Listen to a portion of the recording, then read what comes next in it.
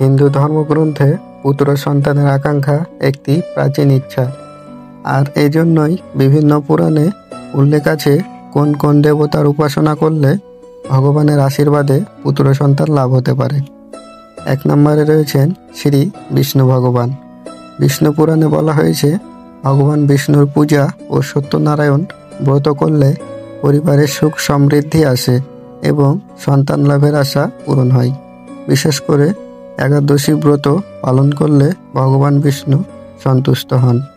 2 নম্বরে আছেন শিব বা মহাদেব।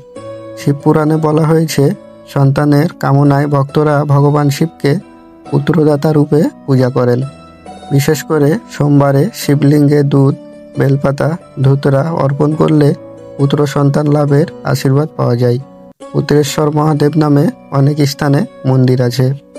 3 নম্বরে রয়েছেন সন্তোষী মা। অনেক স্থানে প্রচলিত বিশ্বাস সন্তোষী মাতার পূজা করলে গৃহে সন্তান জন্ম নেয়। বিশেষ করে শুক্রবার উপবাস ও পূজা করলে সন্তোষী মা সন্তুষ্ট হন। 4 নম্বরে রয়েছেন অশ্বত্থ বৃক্ষ পূজা। বট পাকুড় অশ্বত্থ একত্রে।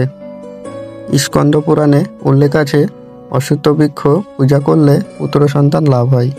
স্ত্রীরা গাছকে প্রদক্ষিণ করে সন্তান কামনা করতেন। 5 নম্বরে রয়েছেন সুতপা প্রশক্ষিণা কাহিনী ভগবত পুরাণ। ধ্রুব মহারাজের পিতা উত্থানপাদ ও মাতা সুনীতি ভগবান বিষ্ণু তপস্যা করে সন্তান লাভ করেছিলেন। তাই সন্তান কামনায় ভগবান বিষ্ণুর ভক্তি অত্যন্ত ফলপ্রসূ। অতএব পুরাণ মতে ভগবান শিব, ভগবান বিষ্ণু ও সন্তোষী মাতার পূজা করলে পুত্র সন্তানের কামনা পূর্ণ হতে পারে। তবে শেষ পর্যন্ত ভগবানের ইচ্ছাই সর্বশ্রেষ্ঠ।